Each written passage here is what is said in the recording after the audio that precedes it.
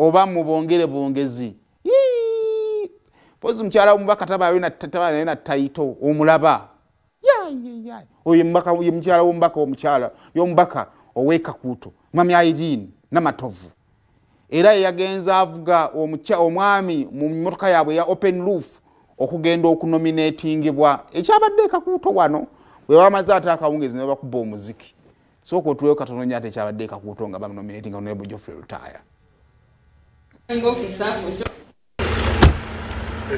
Batweta akwekola ko nnyo bitono.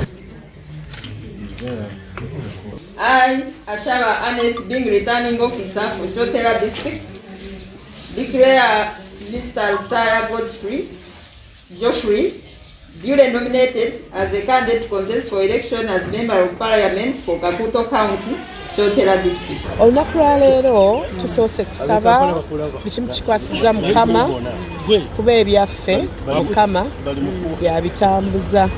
So tugenze okujja wano nga tusoose kusabako tuva miti ebiri awo buli kimu ne omubaka ne tumuwonga eri Mukama waffe Yesu Kristo asobole omukulembera era asobole okutambula buli kimu kitambule bulungi. Abantu b'e Kakuuto omubaka zokusiza ku byenda bye omubaka byakoze abikoze ate nga kino ekisanyi agenda kukola ebisingawo era basuubire byatakoze basuubire mu kisanyi ekiddako nti agenda bikola akoleremu n'ebyemyaka emirala.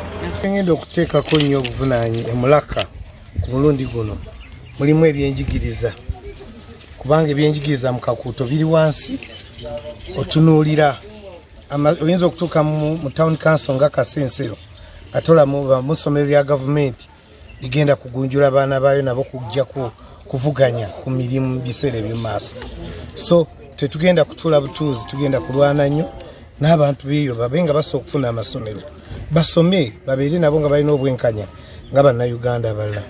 Ngenda kutunula mu bintu by'amalwaliro eby'obujjanjabi ngenda bitunulako nnyo kuba abantu bagenda amalwaliro nja kukuwako kyokulabirako ekya Kakuuto Health Center for nti otuukayo nga temuli wadde gloves oziraba nga teziriyo ebiseera ebimu. So eyo ngenda kutunulayo nnyo.